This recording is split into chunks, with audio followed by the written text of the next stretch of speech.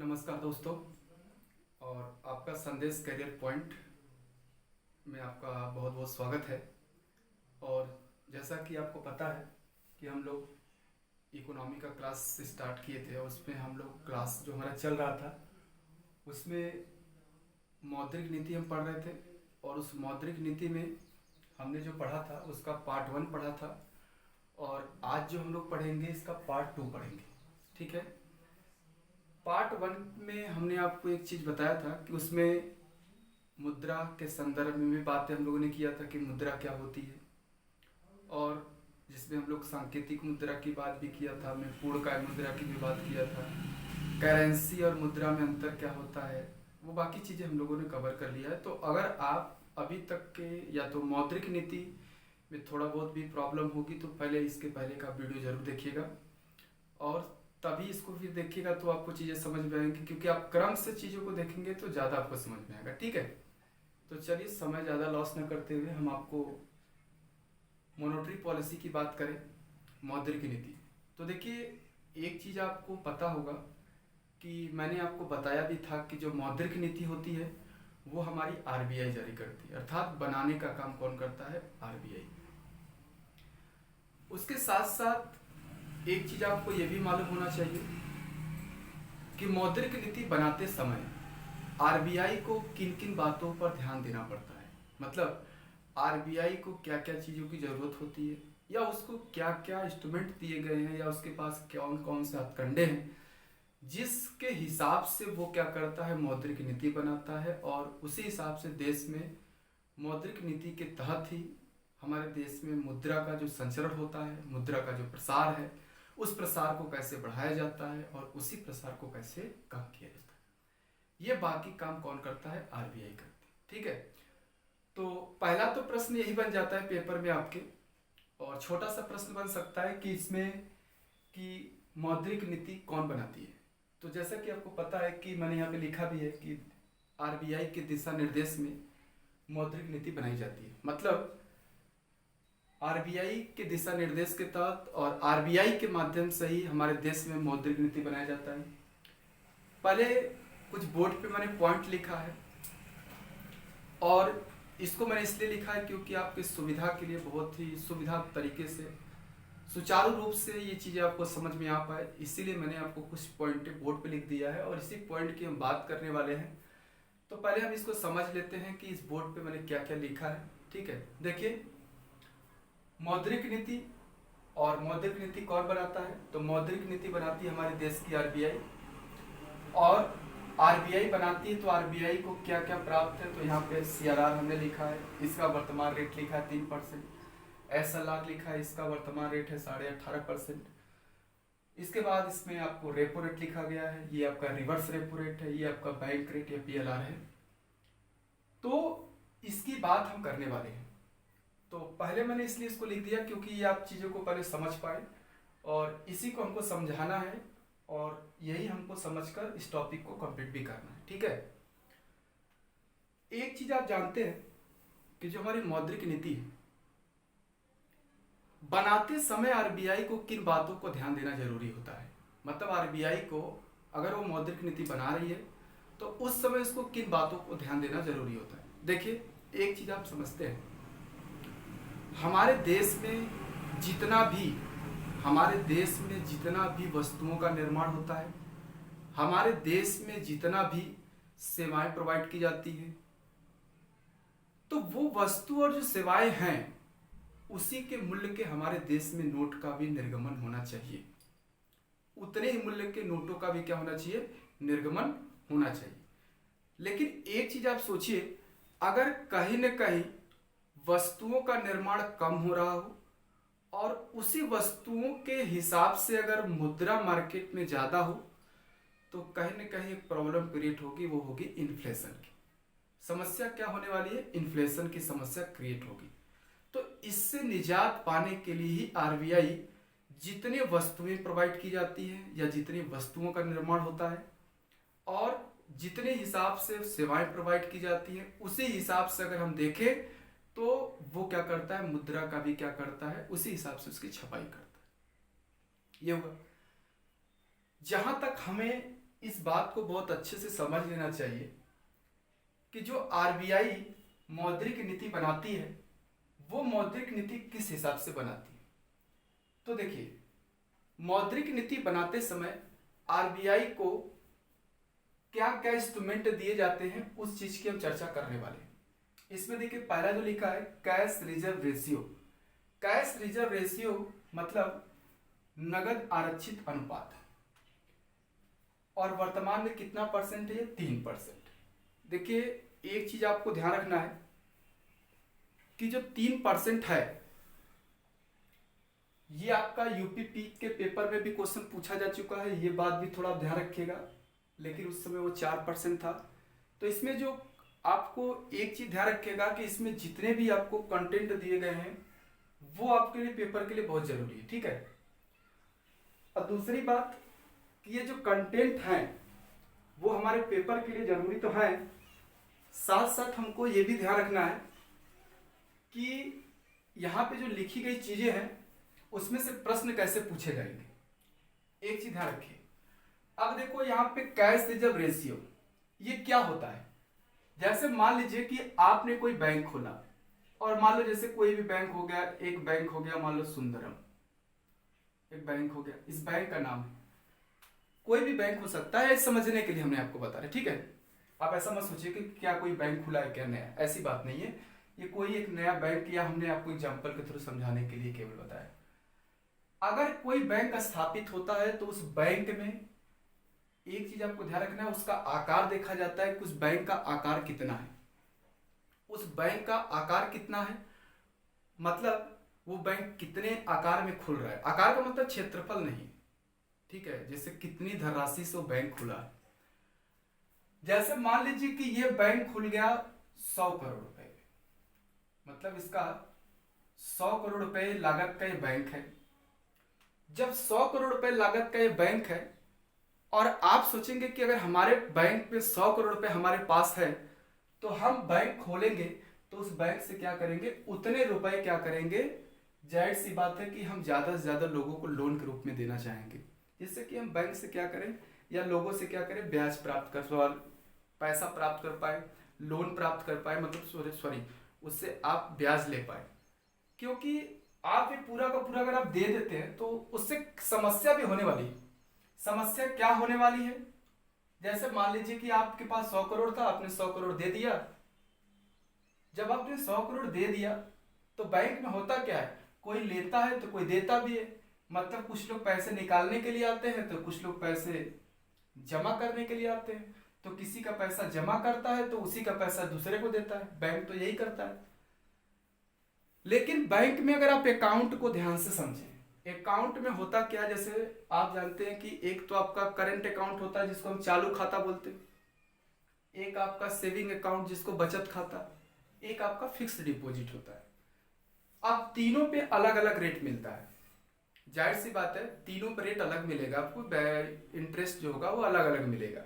जैसे आपने fix deposit किया या अपना पैसा आपने फिक्स कर दिया, और आपने अगर उस पैसे को फिक्स किया तो एक चीज आप बताओ, वो पैसा जो आपने फिक्स किया है तो उस पर रेट क्या होगा, अलग होगा। उस पर रेट क्या होगा, अलग होगा। क्यों अलग होगा, क्योंकि आपने अगर फिक्स किया, जैसे 1 साल के लिए फिक्स किया, 2 साल के लिए फिक्स किया, या 5 वर्ष के लिए फिक्स किया, तो वो बैंक को ये लगता है कि इतने रुपए हमारे पास इतने समय तक रहेंगे। समझ रहे हैं। अगर 5 साल के लिए उसको आपने क्या कर दिया, फिक्स कर दिया, कितना साल, 5 साल के लिए अगर आपने उसको फिक्स किया तो 5 साल तक वो उसके पास रहेगा। तो उस पैसे का वो क्या कर सकता है, यूज कर सकता है। क्या करेगा, उसका यूज कर लेगा फिर, क्योंकि अब बैंक निश्चिंत हो चुका है कि हमारा जो कस्टमर है जिसने इतने पैसे क्या किए हैं, फिक्स किए। कितने पैसे, जैसे 50,000, 60,000, 1 लाख, 2 लाख, उतना उसने क्या कर लिया, फिक्स कर लिया। जब उसने उतना फिक्स कर दिया तो 5 साल के लिए किया, तो 5 साल के लिए बैंक निश्चिंत होता है कि वो 5 साल तक हमारे पास नहीं आएगा। 5 साल बाद इसको 7.5% के दर से हमको ब्याज के रूप में देना पड़ेगा। लेकिन वही चालू खाता होगा तो आप जानते हैं कि अभी आप पैसा जमा करिए, तुरंत जाके निकाल लीजिए। चलो मान लेते हैं कि हमने फिक्स कर दिया, 5 साल के लिए फिक्स किया, किसी भी बैंक में हमने 5 साल के लिए फिक्स किया, तो अगर हमने 5 वर्षों के लिए फिक्स कर दिया और हमें आज हमने जैसे मान लीजिए फिक्स किया, 6 महीने बाद हमको अति आवश्यक कार्य पड़ गया और वो ऐसा कार्य है कि हमको जो हमने पैसा फिक्स किया उसी को हमको निकालना जरूरी हो गया, तो वो व्यक्ति क्या करेगा, उस बैंक के पास जाएगा। जब वो व्यक्ति उस बैंक के पास जाएगा तो एक चीज होगी, वो बैंक तो सीधी सी बात है कि अब उसके सामने समस्या क्रिएट हो गई। समस्या क्या क्रिएट हुई? क्रिएट ये हुई कि वो तो पैसा आपसे लिया तो वो तो कहीं और लगा दिया या तो किसी और को दे दिया। अगर ये सिस्टम न रहे तब की बात मैं बता रहा हूं, तब तो वो तो किसी और को दे देगा, क्योंकि अपने पास कोई भी बैंक पैसे रखकर क्या करेगा? आप ही बताइए कि आपके पास पैसे आ रहे हैं तो आपको उनको भी इंटरेस्ट देना है, ब्याज तो आपको देना पड़ेगा, तो आप वही पैसा किसी दूसरे को दोगे। मतलब जो आपके पास पैसे आए तो उस पर आपने मान लो उसको 7.5% ब्याज दिया या 7.5% ब्याज देने की बात की आपने, उसी के पैसे को किसी दूसरे को दोगे तो उससे आप कितना लोगे? 14%, 15%। वही तो आपका बिजनेस है। तो कहने का मतलब यह है कि आपने तो उसको दूसरे को दे दिया और वो व्यक्ति आ गया आपके पास, बोला भाई हमारा पैसा दे दो। आप बोले आप तो फिक्स किए थे, बोला नहीं हमको तोड़ना है, तो बोलेगा फिर हम तो ब्याज नहीं दे पाएंगे। बोला हमको ब्याज ही नहीं चाहिए, हमको बहुत ही अति आवश्यक कार्य है, हमको केवल क्या चाहिए? हमारा मूलधन चाहिए। अब देखो, अगर इस स्थिति में वो बैंक हो सकता है कि न दे पाए, तो इसी के कारण अपने देश में नागरिकों के हितों को ध्यान में रखकर आरबीआई ने ये हथकंडा अपनाया, CRR का। समझ गए आप लोग मैं ऐसा क्यों बता रहा हूं? तो CRR मतलब कैश रिजर्व रेशियो जो 3% है। अभी जो हमने बताया कि मान लो जो हमने बैंक खोला था उसका आकार कितना है? 100 करोड़ रुपए का। तो इस 100 करोड़ में से 3 करोड़ आरबीआई को अपने पास रखा जाता है। मतलब आरबीआई इसे अपने पास रखती है, वो भी कैसे? कैश। समझ गए आप लोग?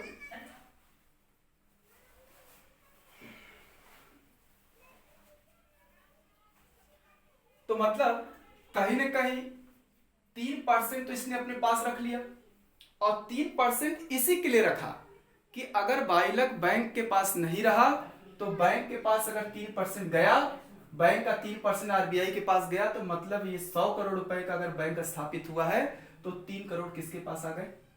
आरबीआई के पास। और वो पैसा किसका है? वो पैसा उसी बैंक का है जो हमने अभी बैंक खोला है। और आज वर्तमान के हिसाब से देखें तो चाहे वो एसबीआई बैंक हो, चाहे एचडीएफसी हो, एक्सिस बैंक हो, सिंडिकेट बैंक हो, यूनियन बैंक हो, कोई भी बैंक अपने कुल जमा राशि का 3% किसके पास रखता है? आरबीआई के पास। और वो भी कैसे? कैश। क्या होता है? वो कैश होता है। अगर वो कैश होता है तो एक चीज आपको ये मालूम होना चाहिए, इस जो 3% आरबीआई के पास गया है उस 3% पर आरबीआई कोई भी ब्याज नहीं देती है उस बैंक को। समझ गए? मतलब आप ये मत सोचो कि हमारा 3% आरबीआई के पास रखा गया है, मतलब मेरे बैंक का आकार 100 करोड़ तो आरबीआई के पास हमने 3% रखा तो उसका भी हमको ब्याज मिलेगा। जी नहीं, आपको उसका ब्याज नहीं मिलेगा। समझ में आ गया? मतलब ये कैश के रूप में किसके पास रखा जाता है? आरबीआई के पास। कि अगर कभी ऐसी स्थिति आई तो उस स्थिति में हम क्या करेंगे? अपने नागरिकों की हितों की रक्षा कर सकें और उनको ये पैसा प्रोवाइड कर सकें। अगर बैंक नहीं दे पाएगा तो उसी का पैसा हम उस नागरिकों को देंगे क्योंकि उसको अति आवश्यक कार्य पड़ा। मूल फंडा यही था CRR बैंक का रखने का कारण।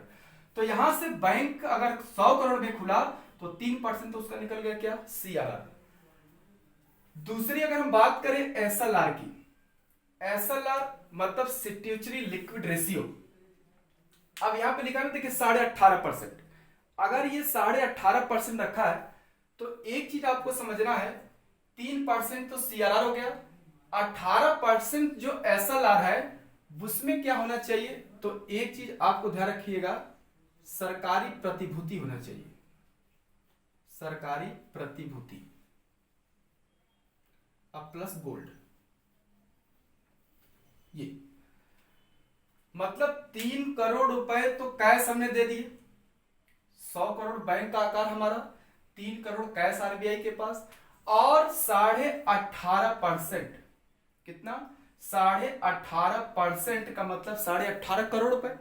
और ये जो 18.5 करोड़ रुपए हैं, ये क्या है, जो 18.5 करोड़ रुपए हैं, इस 18.5 करोड़ रुपए में आपके पास किसी भी प्रकार के सरकारी प्रतिभूति और प्लस गोल्ड मतलब सोना होना चाहिए, आपके पास होना चाहिए। क्या होना चाहिए, आपके पास 18.5 करोड़ रुपए मूल्य की ये होनी चाहिए। देखिए, सरकारी प्रतिभूति का मतलब ये होता है कि कोई भी सरकारी कंपनी हो, जैसे गेल है, भेल है, एनटीपीसी है, तो ये ऐसी कंपनियां अपना शेयर देती हैं। क्या कहती है, शेयर। आगे चल के हम शेयर की बात करेंगे, तो थोड़ा समझ लीजिएगा कि शेयर क्या होता है। शेयर का मतलब होता है जब वो खुलेगा तो उसमें उतने लोग अपना पैसा, वो अपना शेयर बेचता है, इतने रुपए लगा देते हैं, तो लोग उसमें शेयर लगाते हैं, तो उसके बदले एक ड्रॉप मिलता है, एक तरीके से रसीद होता है कि आपका अपने नाम से हमारी कंपनी में शेयर है। तो वो शेयर उस समय मान लीजिए वो नहीं लिया था बैंक, तो कोई और लिया होगा, तो वो किसी और को बेचता है, वो किसी और को बेचता है, इसके माध्यम से उसके पास ये प्रतिभूति होना चाहिए उस बैंक के पास। और गोल्ड, गोल्ड का मतलब ये नहीं होता है कि आप इस चीज को ध्यान रखिएगा, ये जो बैंक के पास गोल्ड होता है वो केवल क्वालिटी उसकी 24 कैरेट की होती है। कितना कैरेट, 24 कैरेट। अगर वो 24 कैरेट का होगा तो शुद्ध सोना माना जाता है। ये नहीं कि आप ये सोचिए मत कि आभूषण के रूप में होना चाहिए, आभूषण के रूप में होता ही नहीं है। आपको मालूम होगा कि 24 कैरेट से कोई भी आभूषण नहीं बन सकता, ये तो आपको पता ही है कि 24 कैरेट से कोई भी आभूषण नहीं बन सकता। 22 कैरेट से बनता है, तो वो केवल 24 कैरेट का होता है, जिसका कि बिस्किट हो सकता है, बिस्किट का आकार का होता है। तो ये इतने मूल्य का उसके पास प्रतिभूति होना चाहिए। अब वही बात है, चाहे तो वो 18.5 करोड़ रुपए का जो सरकारी प्रतिभूति है, या तो हम ये कह सकते हैं कि उसमें जो गोल्ड है, इसको अगर हम ध्यान दें तो ये चाहे तो बैंक अपने पास रख सकता है, और अगर उसको लगता है कि ये हमारा सरकारी प्रतिभूति जो हमारा मतलब कि एक तरीके से देखा जाए शेयर है, तो वो या तो एक्चुअल में देखा जाए या तो गोल्ड है, वो हमारे बैंक में सुरक्षित नहीं है, तो वो चाहे तो अपना ये 18.5 करोड़ रुपए मूल्य के सरकारी प्रतिभूति और गोल्ड कहाँ जमा कर सकता है, आरबीआई के पास भी अपना ये सुरक्षित रख सकता है।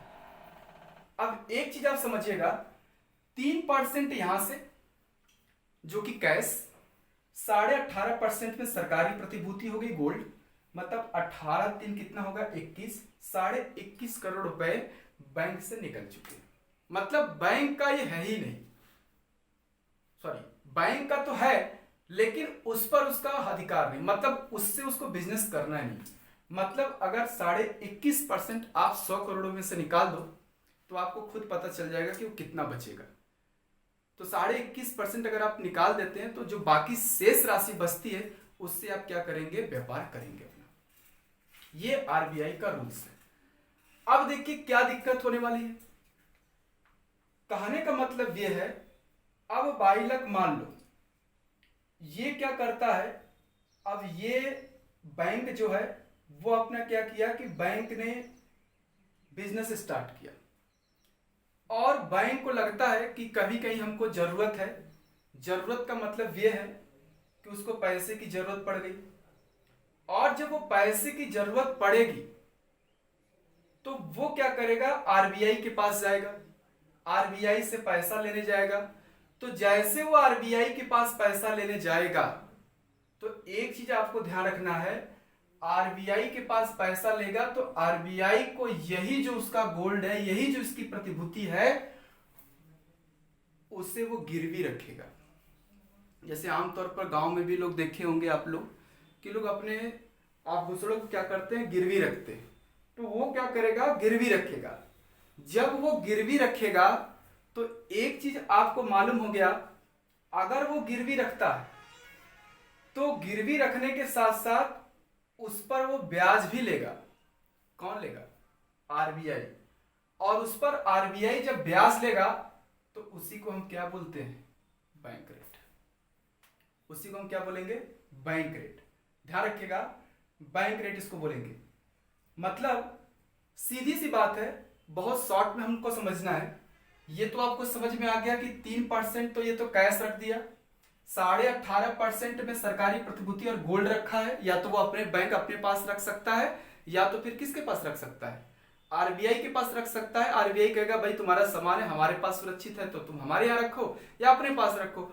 और बैंक को कभी जरूरत पैसे की पड़ी तो वो इसके पास जाएगा, तो यही इसी को क्या करेगा, वो गिरवी रखेगा। किसके पास, आरबीआई के पास। और आरबीआई जब गिरवी रखेगा तो उसको पैसे देगा, जब उसको वो पैसे देगा तो उस पर भी आरबीआई का क्या होगा, ब्याज होगा।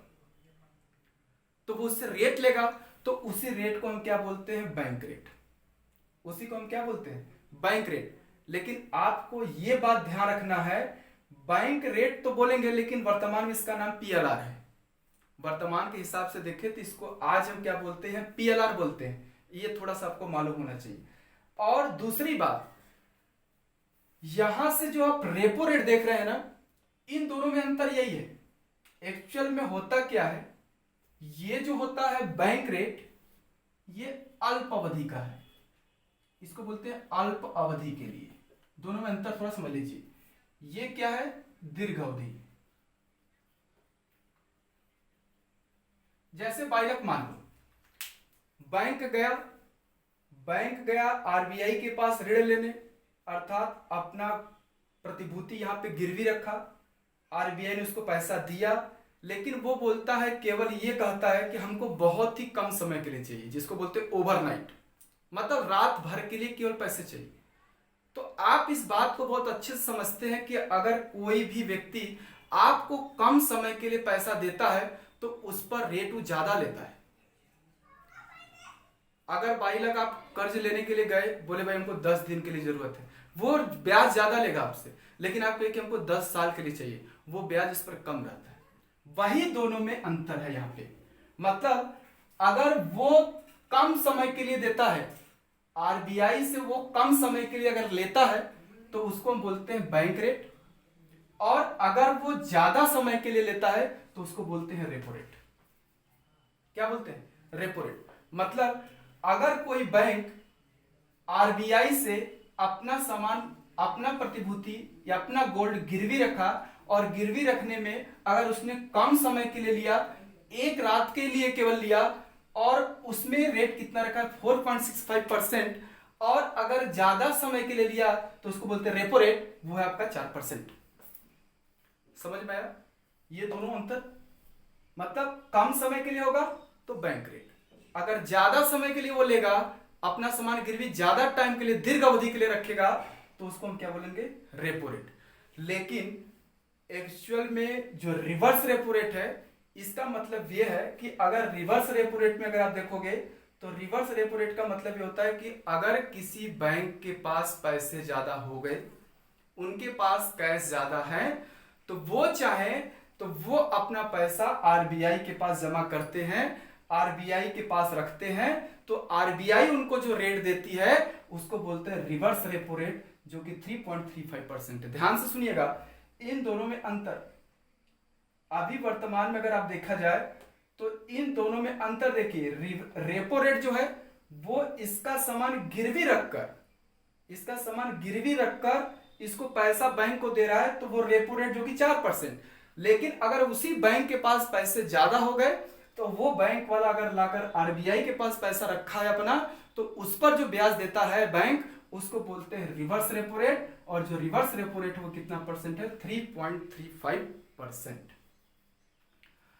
समझ में आप लोगों को जो मैं समझाना चाह रहा था। देखिए अब यहां से एक चीजों को ध्यान से समझना है, कुछ और चीजों को हम देख लेते हैं। जैसे कभी कभी पीएलआर का भी फुल फॉर्म पूछ देता है, तो पीएलआर क्या है, तो इसको ध्यान से समझिएगा। बैंक रेट को हम पीएलआर बोलते हैं, जिसको हम प्राइम लेंडिंग रेट बोलते हैं। और या तो उसको पहले बैंक रेट बोला जाता था, लेकिन अब वर्तमान में इसको प्राइम लेंडिंग रेट कहा जाता है, ये है। तो इसके साथ साथ दो चीजें और हैं।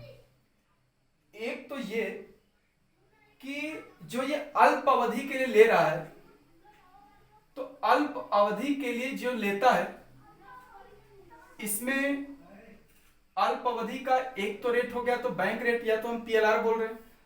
दीर्घ अवधि के लिए तो मिलता ही है ये 4%। लेकिन ये जो देता है आरबीआई, ये रेट ये कुछ ही बैंकों को देता है जिनके क्रेडिट अच्छे होते हैं, जिनका क्रेडिट क्या होता है, अच्छा होता है, और जिन्होंने आरबीआई के दिशा निर्देश के तहत काम किया है, तो उसके हिसाब से ही केवल उसको देते हैं। तो जिनको वो पीएलआर के रूप में देता है, जिनको वो पीएलआर के रूप में देता है, या जिनको वो बैंक रेट, इस रेट पर उनको बैंक पर हमेशा लोन दिया है, अर्थात उनका कर्ज दिया है, तो उनके लिए एक विशेषता ये अपनाई गई कि उनके लिए एक संघ बना, मतलब एक संस्था है, उसको बोलते हैं एमएसएफ। एमएसएफ का मतलब क्या होता है इसको समझिएगा थोड़ा। एमएसएफ का मतलब यह है कि जैसे मान लो किसी भी बैंक को जरूरत पड़ी, अभी तुरंत जरूरत पड़ी कैश की, जैसे एक दुकानदार होता है उसके पास कुछ सामान नहीं है, तो वो बगल वाले से कहता भाई हमको दे दो, हम तुमको दे देंगे।